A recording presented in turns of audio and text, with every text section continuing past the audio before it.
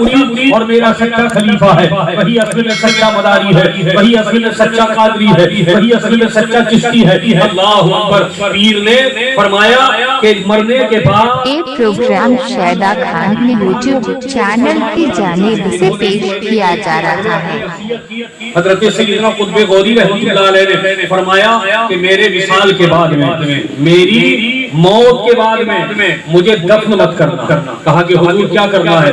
کہا مجھے کاندھوں پر لے کر کے چل پڑنا، میرا جنازہ جہاں رک جائے وہیں لے جا کر کے مجھے دفن کر دینا۔ اللہ اکبر۔ مرید بھی بڑے سچے تھے، آج والے مریدوں کی طرح نہیں کہ جو اشارے میں پیدرے بدل لیتے ہیں، اپنا کام بنتا کہیں جائے جنتا۔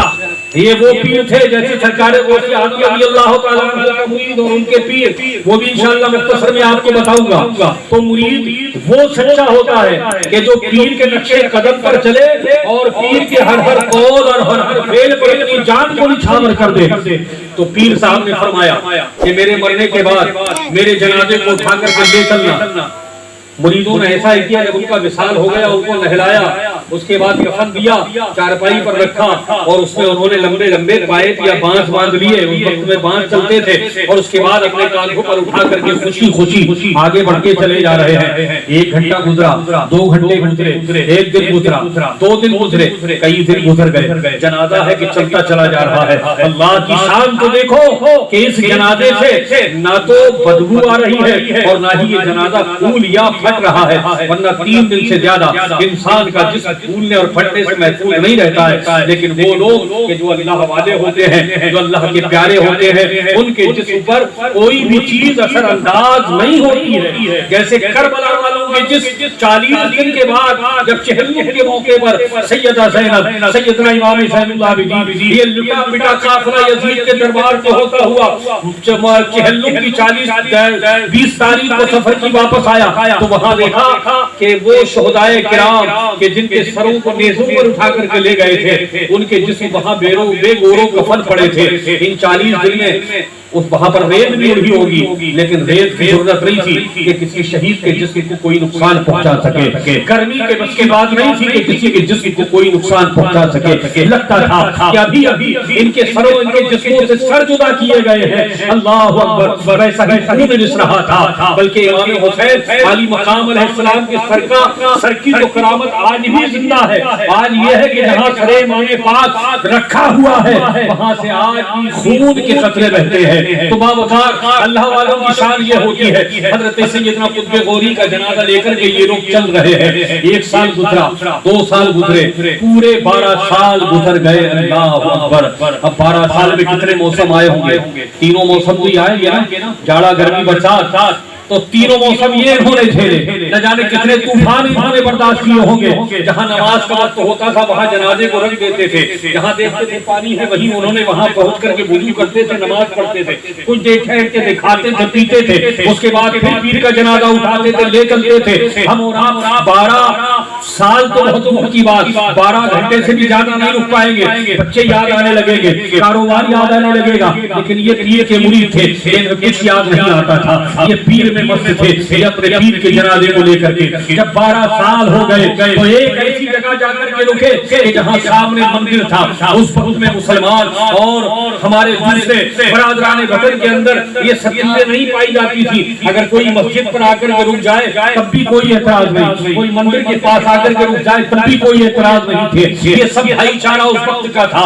رد کے مندر کے سامنے انہوں نے جنازہ رکھا، وہاں پانی کا چشمہ تھا، وہاں پانی کے چشمے سے انہوں نے پانی پیا، وضو کیا، وضو کرنے کے بعد میں انہوں نے نماز ادا کی، نماز ادا کر کے انہوں نے کچھ کھایا اور پیا، تھوڑی دیر آرام کیا۔ اتنی دیر میں وہاں مندر کا پجاری آ گیا۔ پجاری نے آ کر کے حال دیکھا کہ یہ تو عجیب سا حال ہے، ایک مسلمان کا جنازہ رکھا ہوا ہے، چند مسلمان یہاں پر موجود ہے۔ کہنے لگا کہ اے میرے بھائیوں، اس جنازے کو اٹھاؤ اور یہاں سے آگے چلے جاؤ۔ کہا کہ یہ جو جنازہ تم نے رکھا ہے تمہیں معلوم نہیں کس کا مندر ہے؟ کہا ہم کو نہیں معلوم۔ کہا یہ کولہار کی رانی کا مندر ہے، یہ کولہار کی رانی کا مندر ہے، یہ ان کا اسپیشل مندر ہے، یہ وشیش مندر ہے، یہ صرف ان کی پوجا اور پاٹ کے لیے ہی بنایا گیا ہے۔ وہ صبح آتی ہے، شام آتی ہے، شام کو ان کے آنے کا وقت قریب ہونے والا ہے۔ اگر وہ آ گئی تو تم پر تو خفا ہوں گی ہی، میری بھی خیر نہیں ہے۔ میں آپ سے ہاتھ جوڑ کر کے کہتا ہوں विनती करता हूँ कि अपने पीर साहब के जनाजे को, अपने इस बुजुर्ग के जनाजे को यहाँ से उठा करके ले जाओ।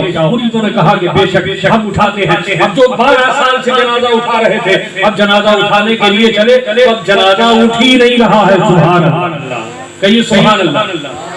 12 साल से जो जनाजा लेकर के चल रहे थे, हर जगह उठ जाता था, लेकिन जब 12 साल हुए तो मंदिर के सामने ऐसा जाम हुआ कि उठता ही नहीं है। तो कहा कि जनाब पुजारी साहब, ये जनाजा हमसे तो उठ नहीं रहा।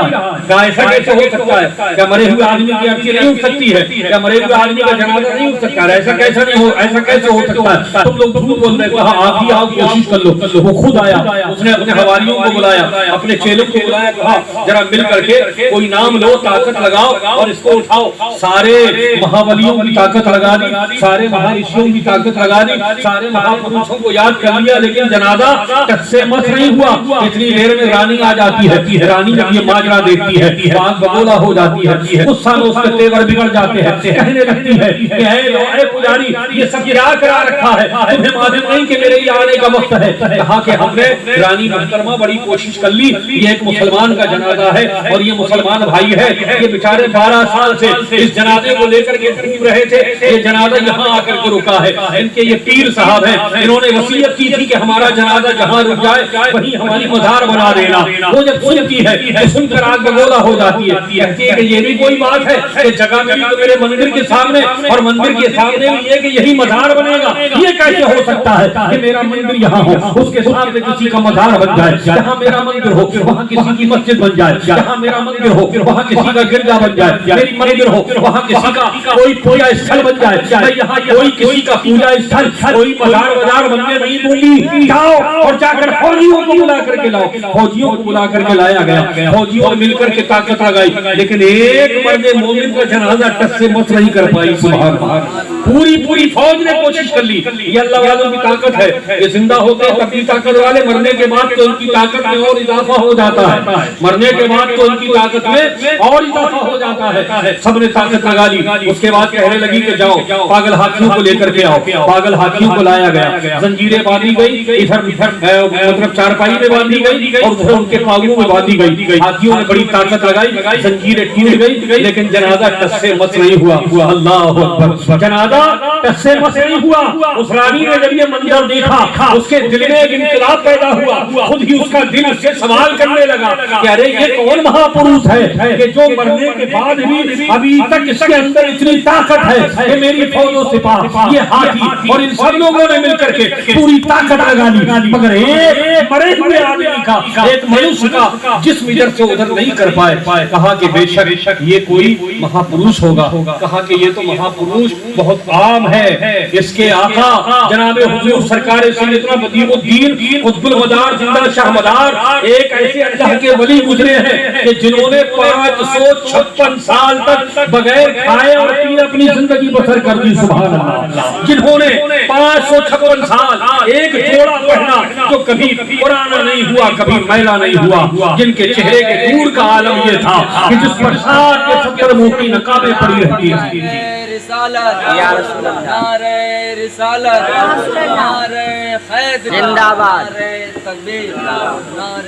समझ में आ रहा है? अब वो रानी क्या कहने लगी कि जब इनका हाल ये है तो इनके पीर का हाल क्या होगा, और जब इनके पीर का हाल ये है तो इनके पीरों के पीर हुजूर सरवरे कायनात जनाबे मुहम्मदुर रसूलुल्लाह सल्लल्लाहु अलैहि वसल्लम के इख्तियार और पावर का आलम क्या होगा। उसने सब कुछ छोड़ा और यही जनाजे के सामने पढ़ लिया ला इलाहा इल्लल्लाह मुहम्मदुर रसूलुल्लाह। उसने ही नहीं पढ़ा, उसके साथ उसकी पूरी रियाया ने कलमा पढ़ा और मुसलमान हो गए। तो पूरी की पूरी जमात मरने के बाद मुसलमान हो जाती है। तो बावकार ये होते हैं अल्लाह वाले, ये है अल्लाह के प्यारे।